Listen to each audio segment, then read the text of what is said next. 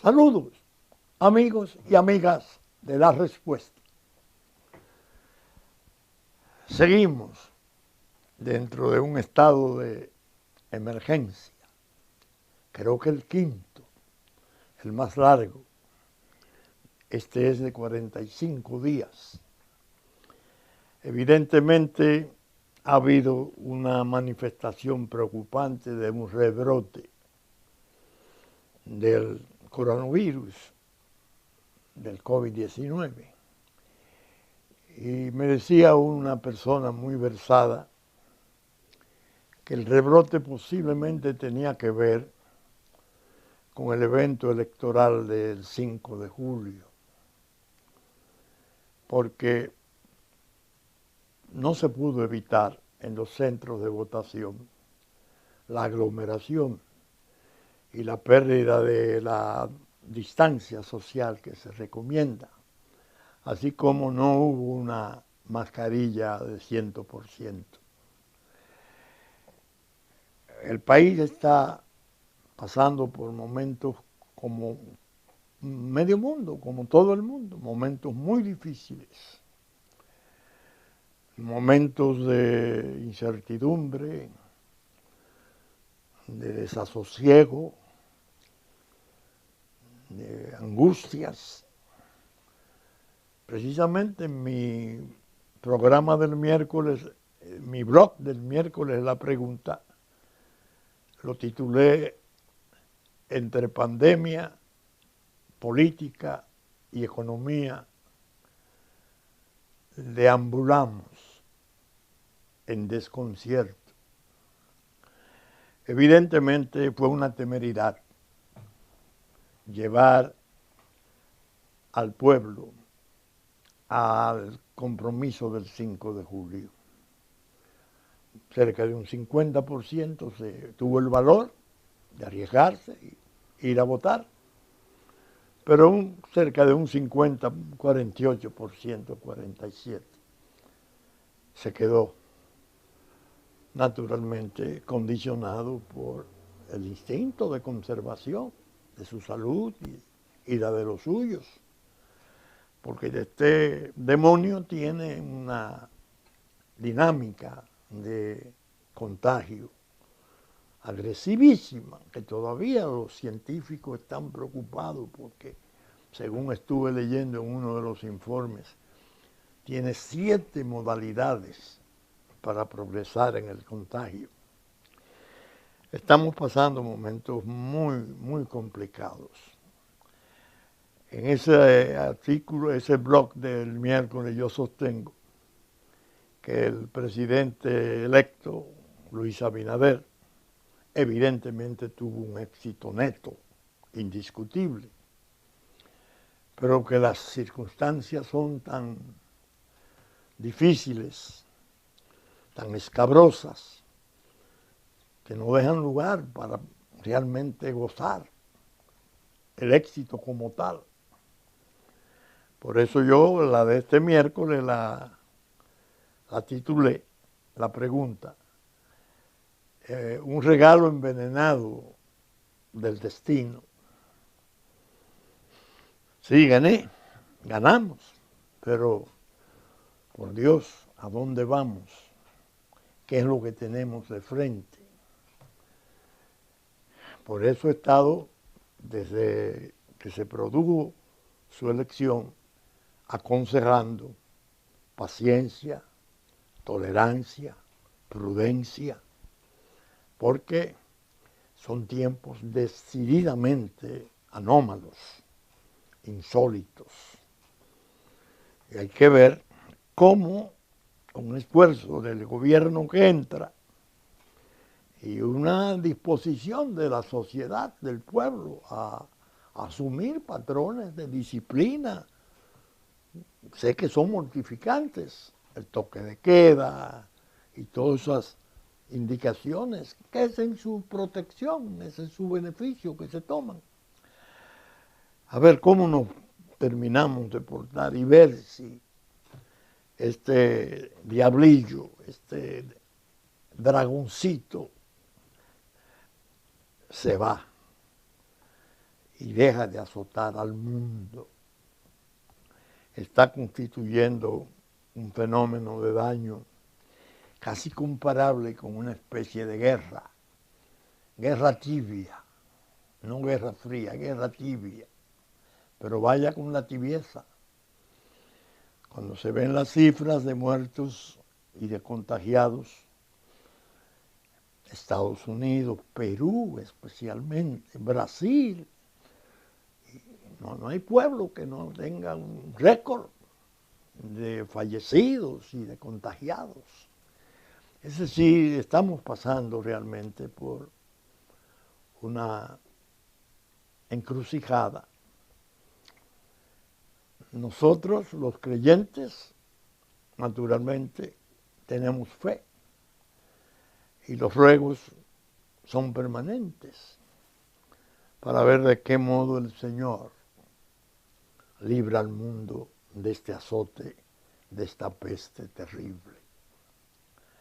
Bien, me decía un diferido, un interlocutor diferido de la respuesta, me lo decía por teléfono, ahora todo es por teléfono, y mis móviles, mensajes y correos, que él quería que yo le dedicara en el programa algún espacio a la cuestión concreta de la designación, las designaciones que viene haciendo, señalando, todavía no están formalizadas, el presidente electo. Y me estuvo preguntando cuál era mi opinión, y que yo entendía, y que si yo, con mucho respeto, pasara mi parecer, que podía ser útil para el público de la respuesta, conocerlo. Y yo digo, en general, los nombramientos son aceptables. Yo diría, casi sin excepción, para ser moderado. Pero, evidentemente,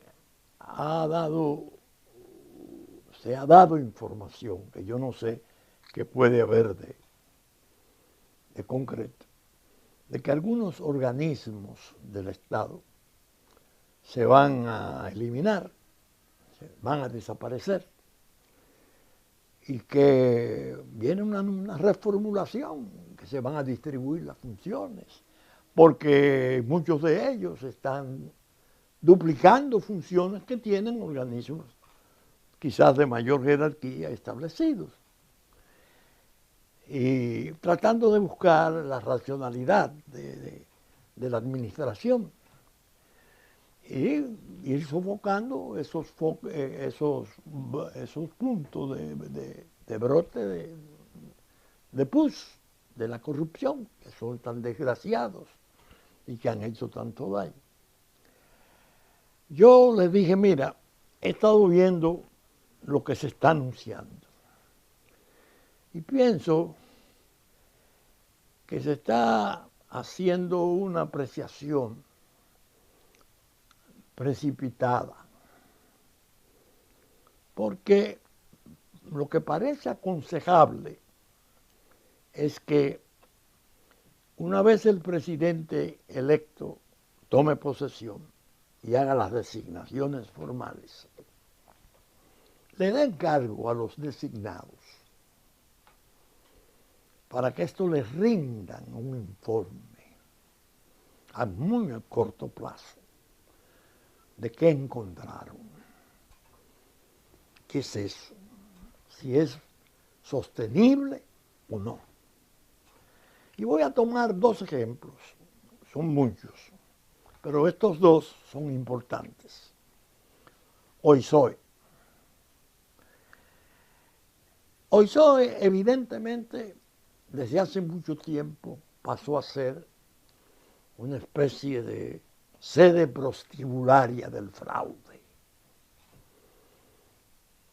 Fraudes masivos, escandalosos, y ha sido una fuente de turbación y de repugnancia en la población.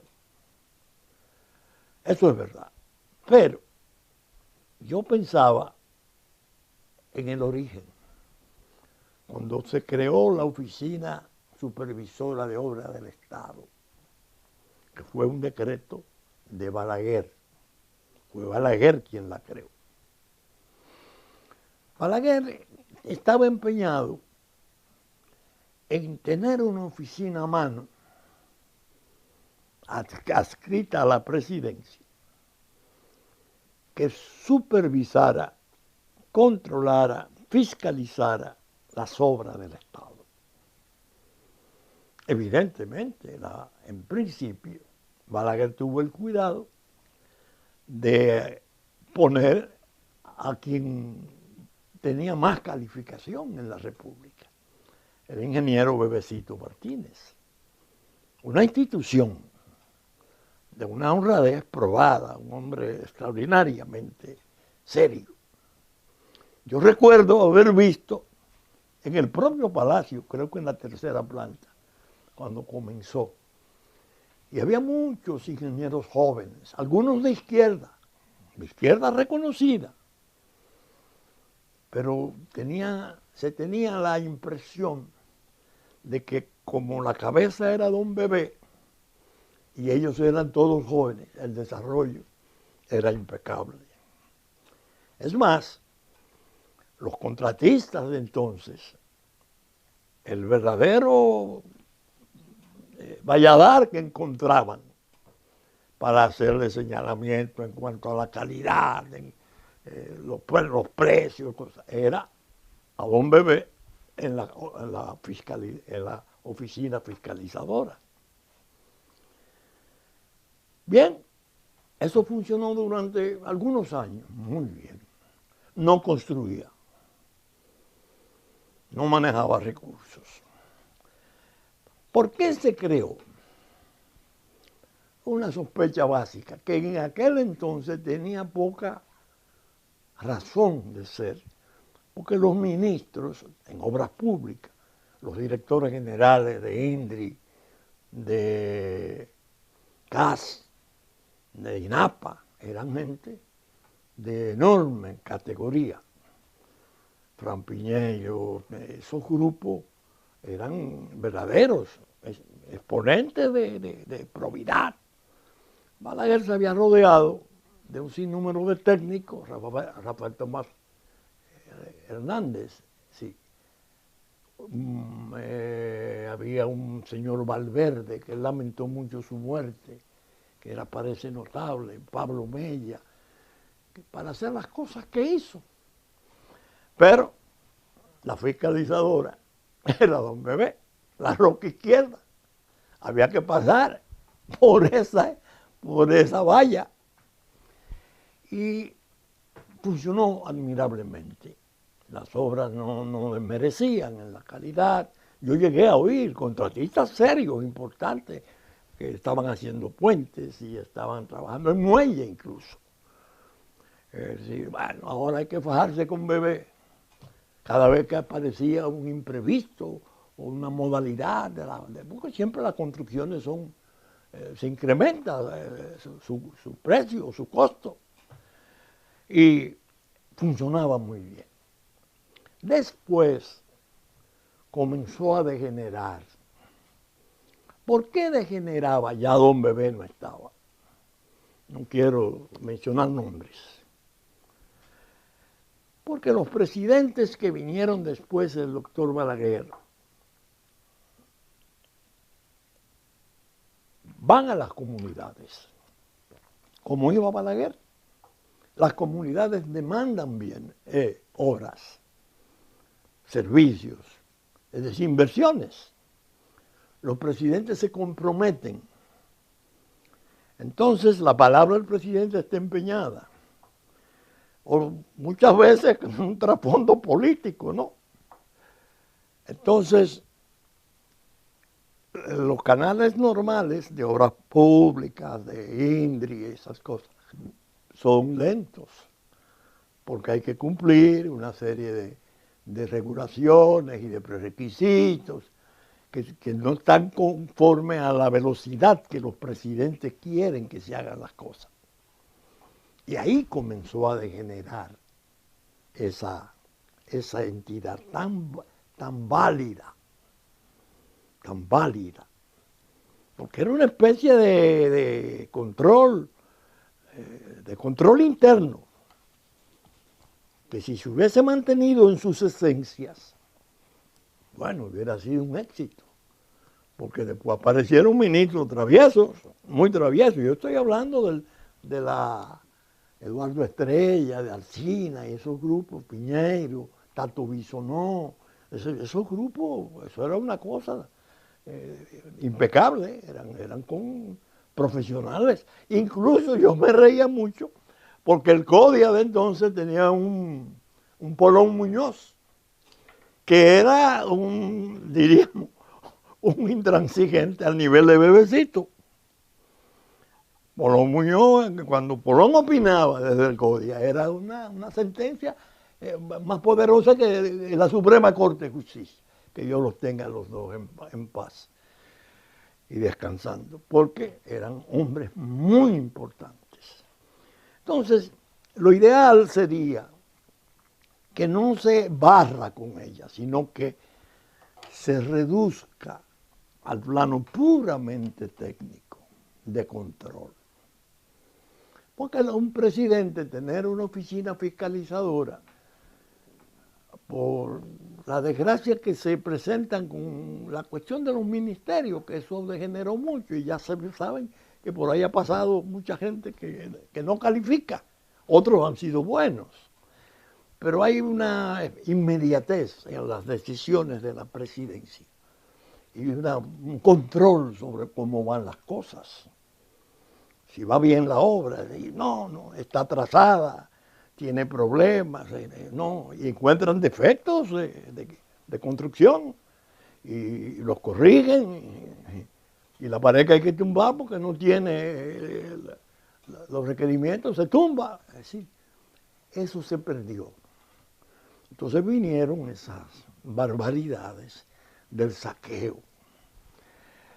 Comenzaron a construir, se fue acumulando la asignación de recursos en forma masiva, porque era la oficina del presidente. Fíjense que el presidente Medina pasó por una experiencia penosa, un informe del Departamento de Estado que hablaba del propio despacho de la presidencia. Y era en el fondo criticando a OISOE, pero está escrita la presidencia. Entonces, lo ideal es reducirla al plano puramente técnico. Control interno, sí, eso está directo, el presidente tiene su opinión.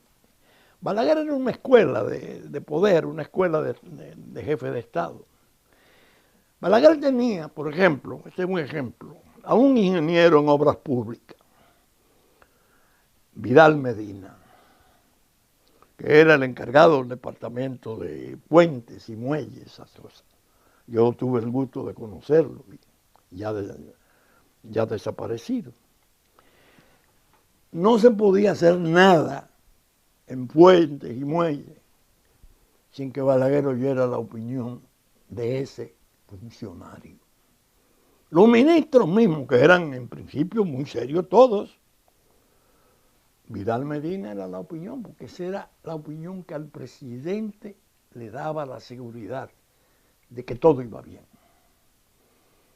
Yo recuerdo cuando se estaba haciendo el muelle de Puerto Plata, que estaban los mexicanos, de una firma la más importante de México, y tuvieron discusiones fabulosas, porque Vidal Medina, que era un experto, tenía un grado de control y desaprobación.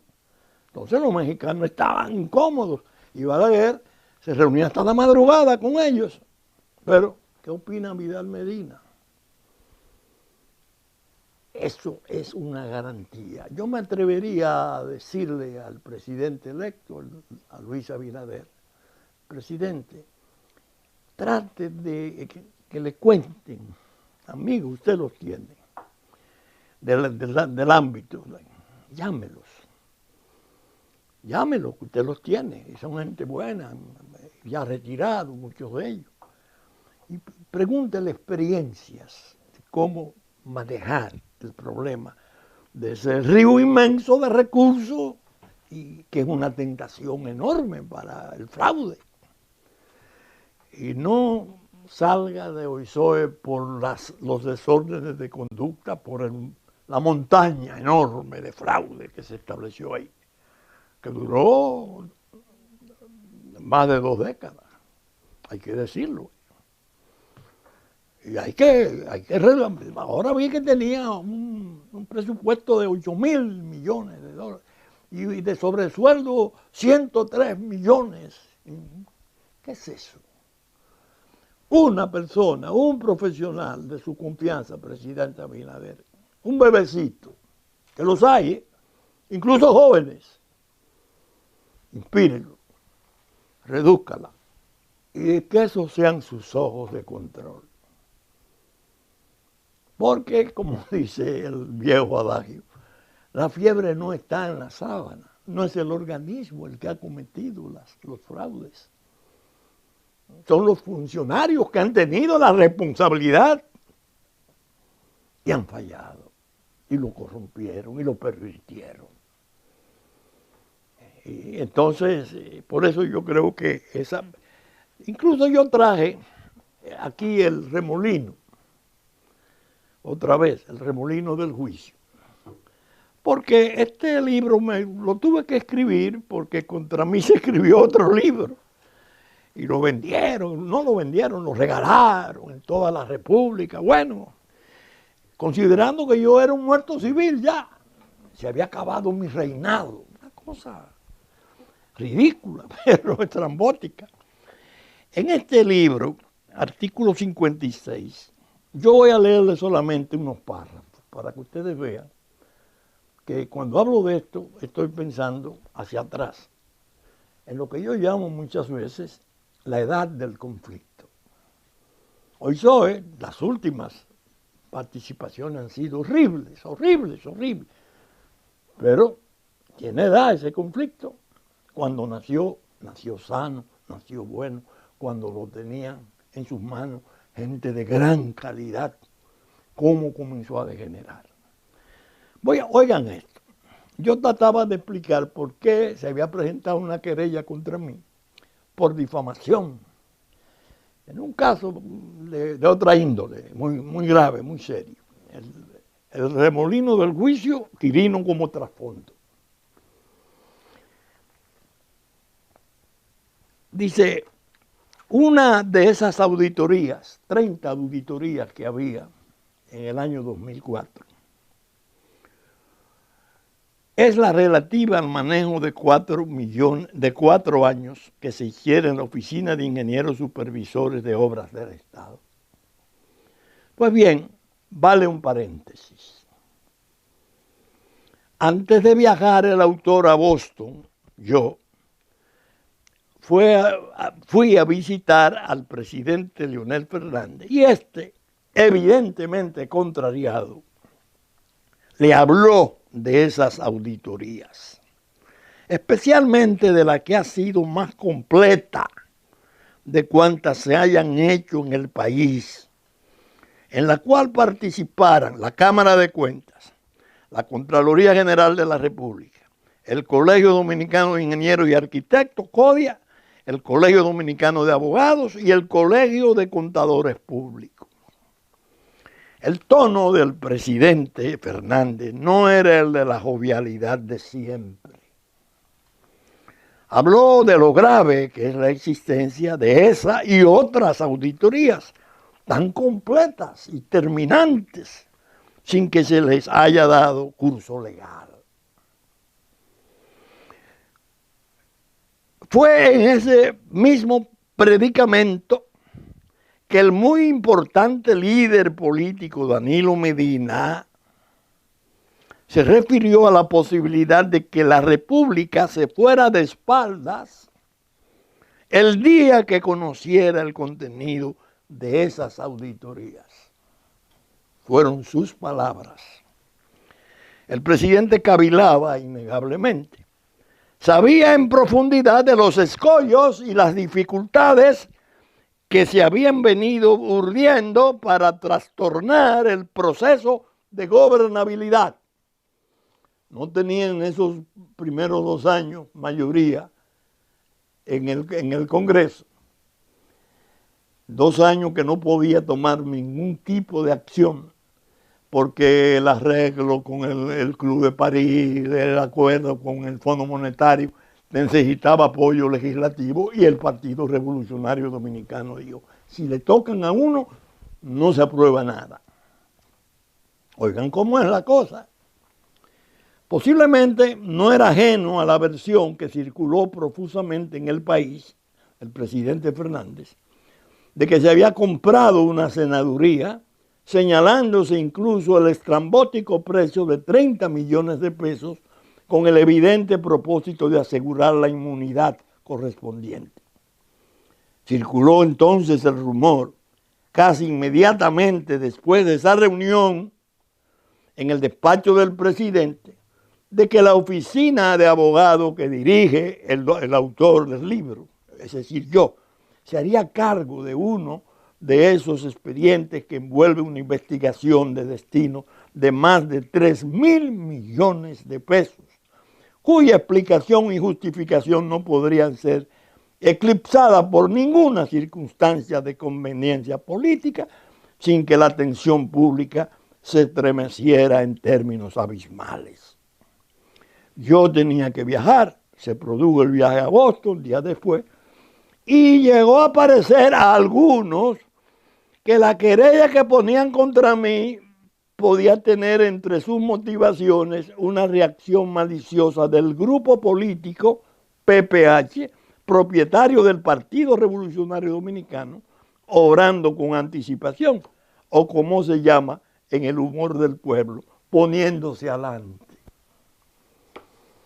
Esa auditoría, 6 entidades la hicieron, terminante, terrible. No tuvo consecuencias. Pero el que le daba los datos al presidente de eso que había hallado, después, oh Dios mío. Bueno, ya sabemos todas las cosas que desgraciadamente se le han imputado. Desde el principio que estuvo ahí.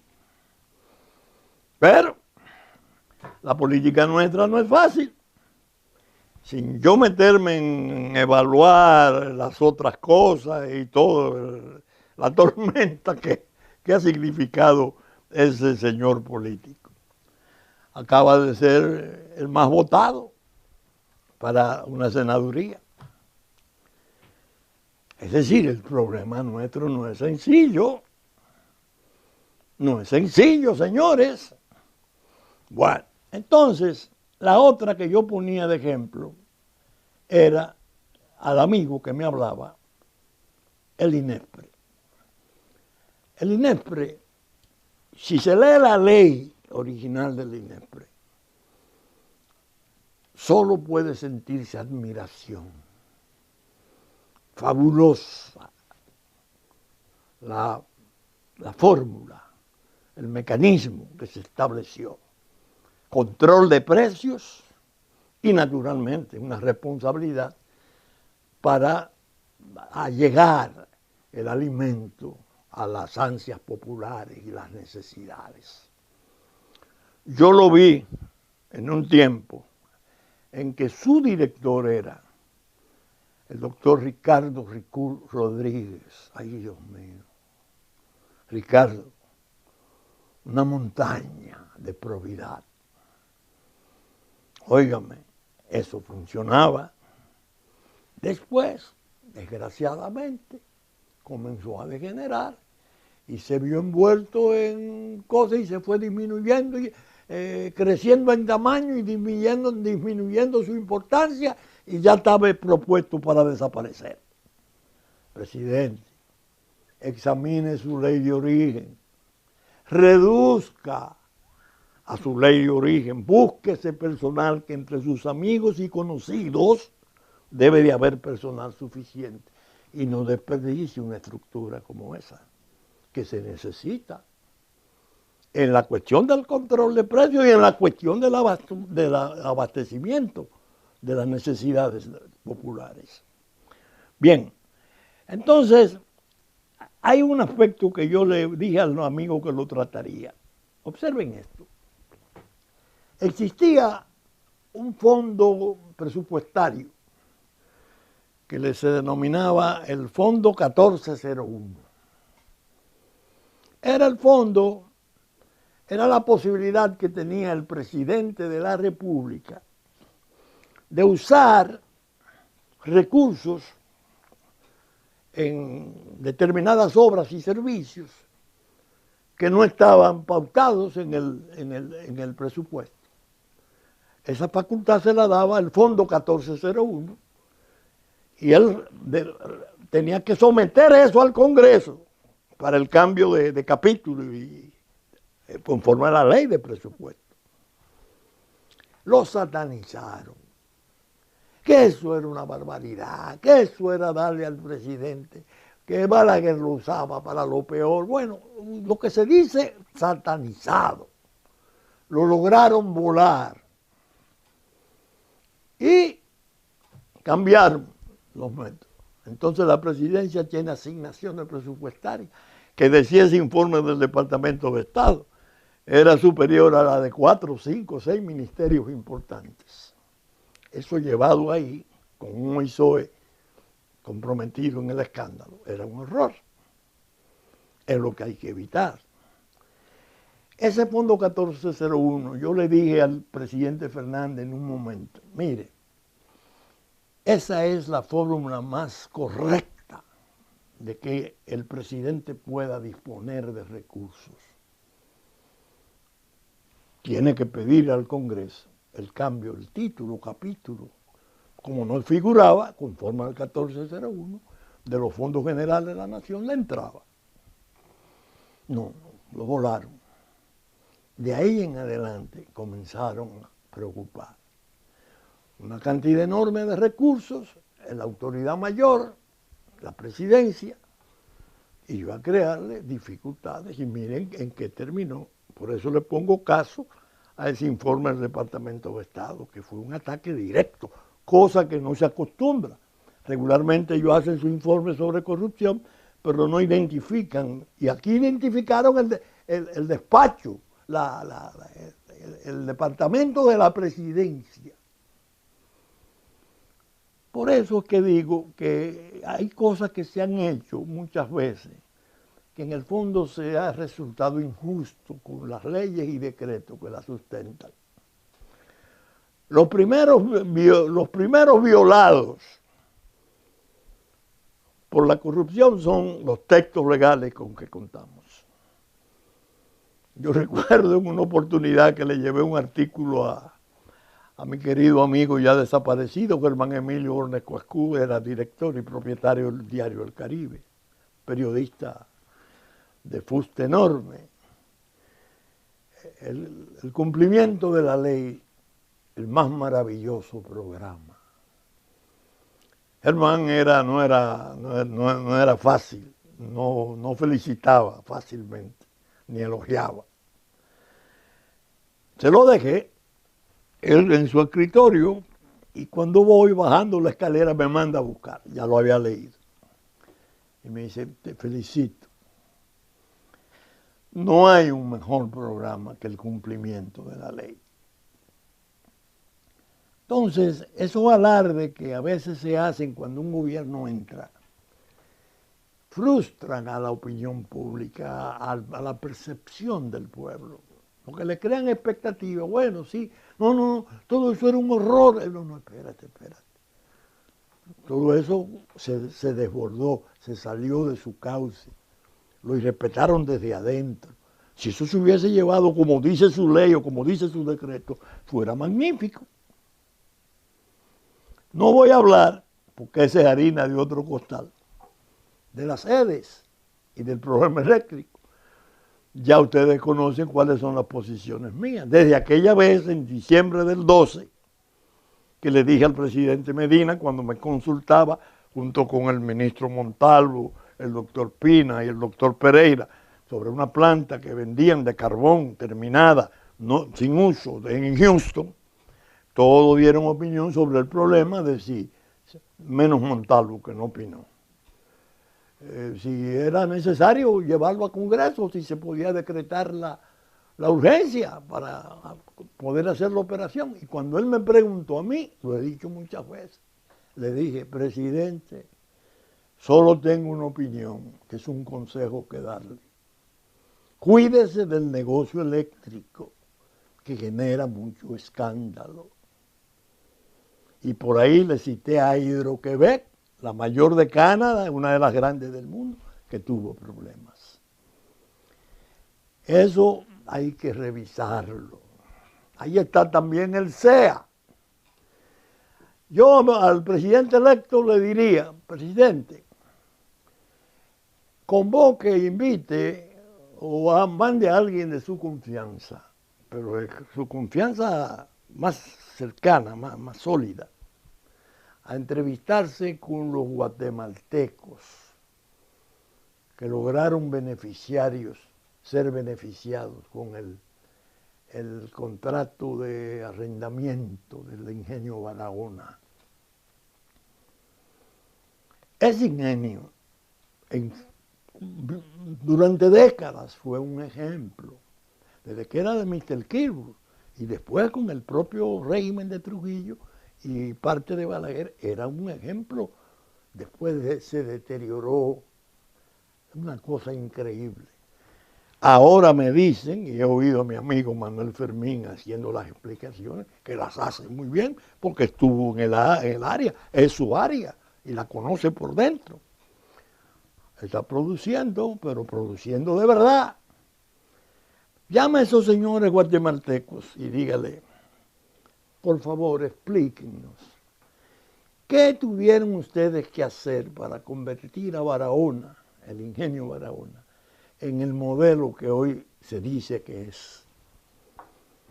Porque si hacemos eso en los 4 que nos puedan quedar en Consuelo, Porvenir y cosas, vamos a tener el mismo rendimiento de Barahona y va a ser una cosa excelente, va a ser un ejemplo.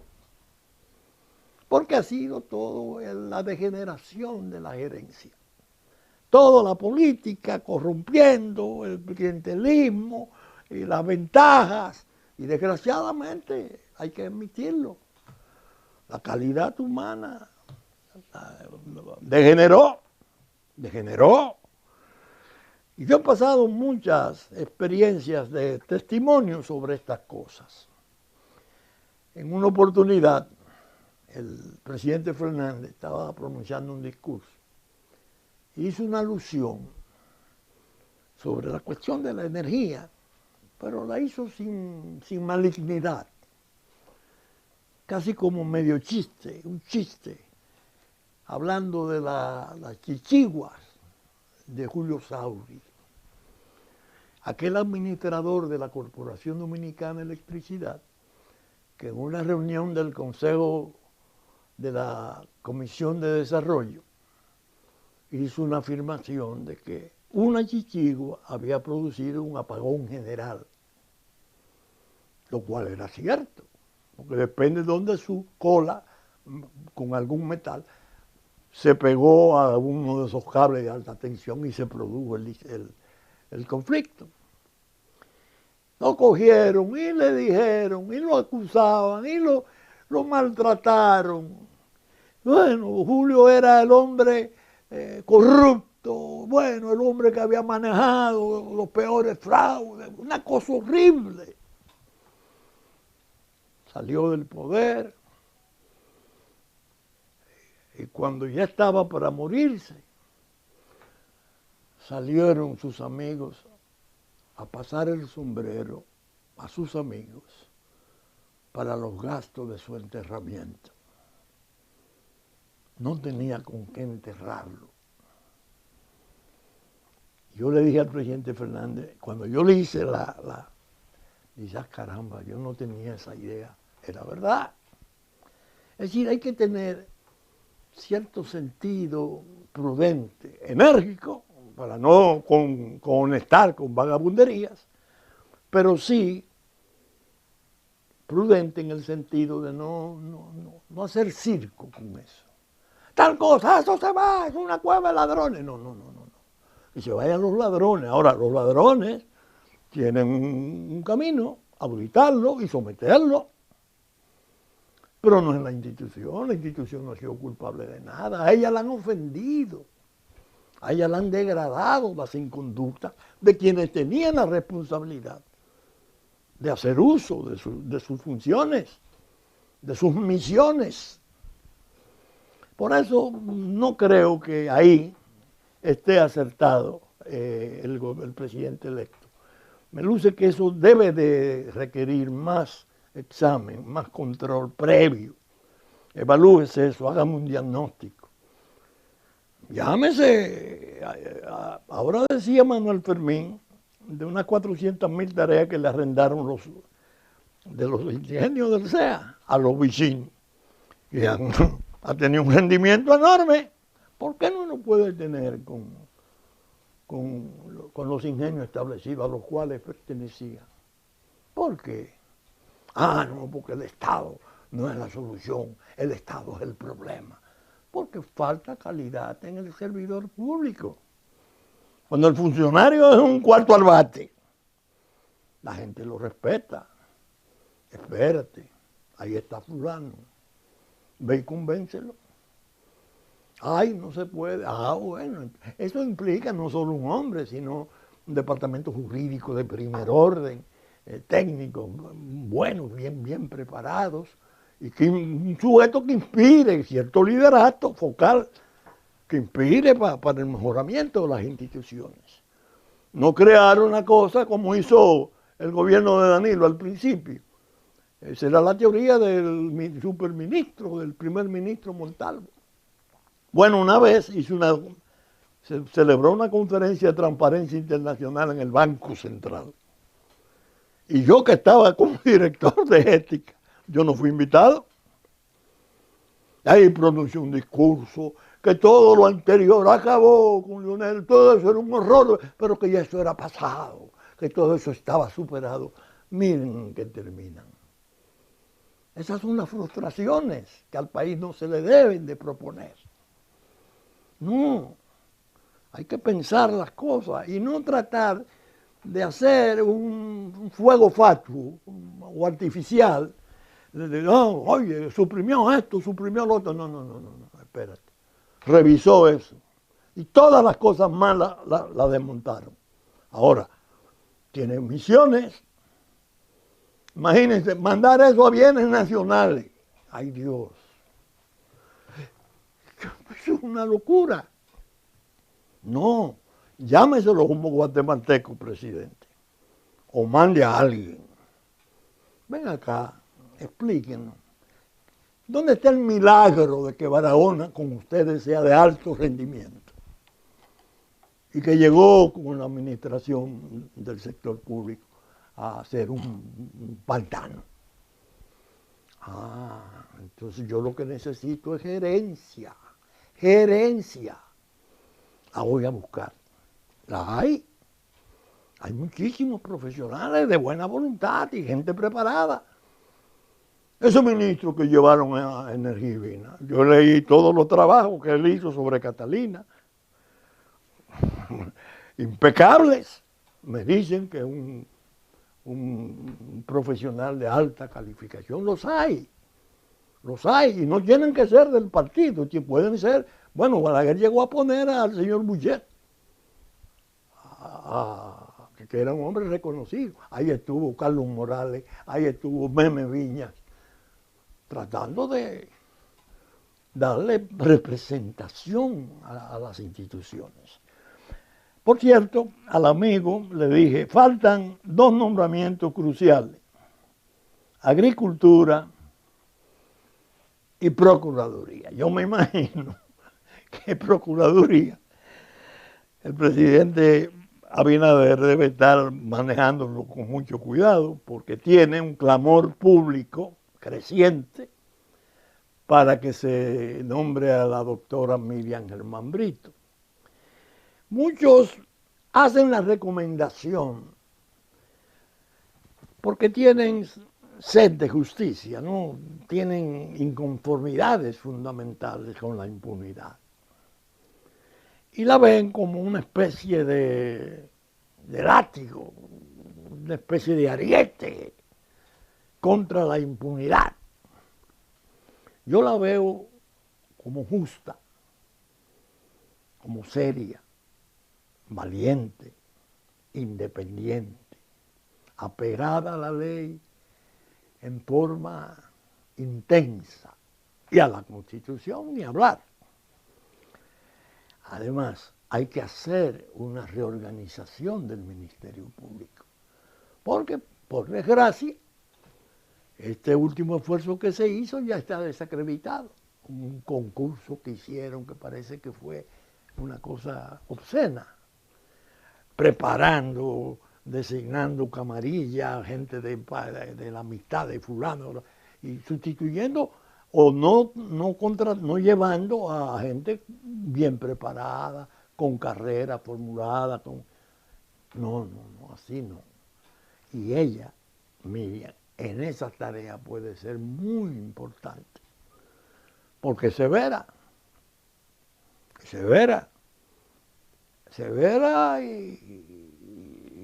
y de coraje. No es fácil manejarla, tratar de condicionarla, seducirla, no, eso no existe ahí. El de agricultura es un nombramiento crucial. La producción agropecuaria nuestra está pasando por momentos muy difíciles. Y no es que yo tenga ningún tipo de queja sobre el actual incumbente, que al revés, le tengo afecto y distinción, creo que es una persona que ha luchado mucho en el sector. Vamos a hablar de lo que viene. No puede haber un retroceso más, porque lo ha habido en serie. Y debe de ser muy cuidadoso a la hora de seleccionar quién va a encabezar ese sector tan sensitivo, tan crucial, que tiene que ver con la producción agropecuaria,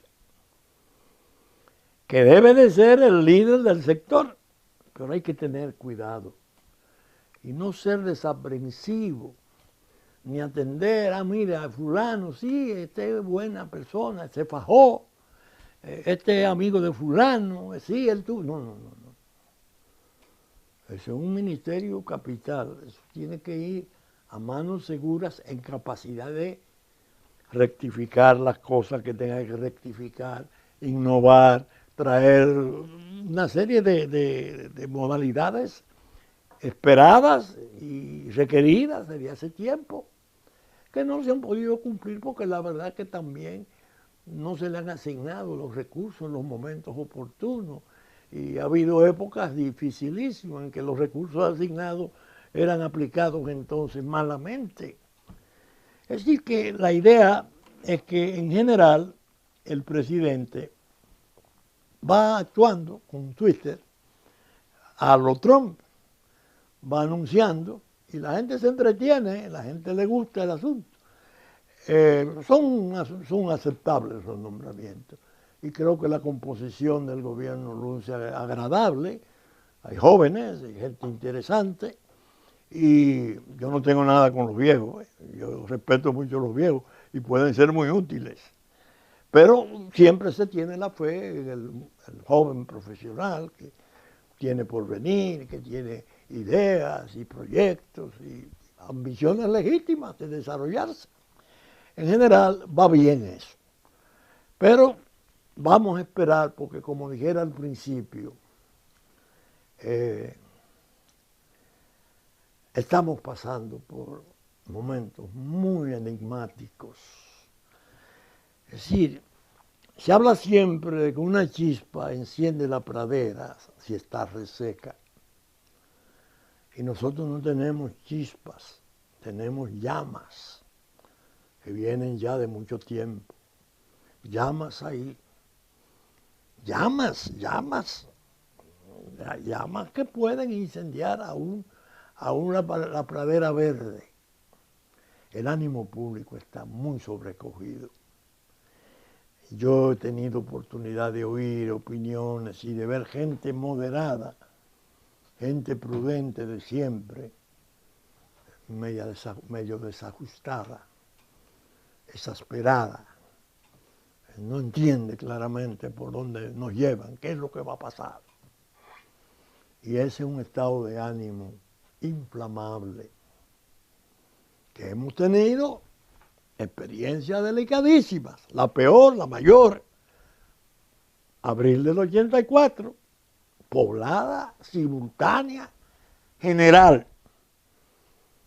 El presidente Abinader debe de tener mucho cuidado con esa percepción psicosocial de que hay que hacer cosas, hay que cumplir promesas y sobre todo darle un tipo de rearticulación a las funciones institucionales. El pueblo tiene una especie de hambre, de sed de justicia, porque la verdad es que la impunidad se ha acumulado en forma tal que ha terminado por irritar y desagradar y envenenar el ánimo público. Y eso el presidente tiene que cuidarse porque en un momento dado, imprevisible ese momento, pueden venir turbaciones muy negativas, que a la República especialmente le harían ahora un daño enorme. ¿Por qué? Por los mismos conflictos que tenemos. Esos conflictos mundiales son horribles. Yo digo en mi blog de la pregunta que es un problema de supervivencia, que el llamado a unidad y a cohesión y coherencia interna que yo hago no es salamero ni es una especie de lisonja, no. Es pensando en lo que nos puede ocurrir en medio de esta confusión mundial. Que la comunidad internacional, que está cruzada de brazos con los vecinos y su tragedia, le es muy cómodo decir, bueno, ahora lo mejor es, ¿qué es lo mejor? Donde están los valles, donde están los ríos, donde quedan valles y quedan ríos. Pero eso es un estado, esa es una nación diferente, con casi 2 siglos de independencia y dignidad. Se llama República Dominicana. No inventen cirugías. La geopolítica tiene que cuidarse mucho de no armar en el Caribe este otro lío. Por eso es que quiero mandar ese mensaje al presidente Abinader, no 100 días, no, meses de tregua total. Trabaje. Y desde los programas, de lo que se escribe, lo que se piensa, lo que se dice, aconsejar en forma constructiva, no para socavar ni para destruir. Bien, estamos en el final del programa, que como ustedes saben, lo estamos haciendo en la casa, de manera más informal, pero que es el mismo programa de siempre. Un compromisario absoluto con el ideal de servir y de orientar. Esa es la esencia de la existencia de este programa, La Respuesta. El próximo fin de semana esperemos estar con ustedes en una nueva entrega, si Dios quiere.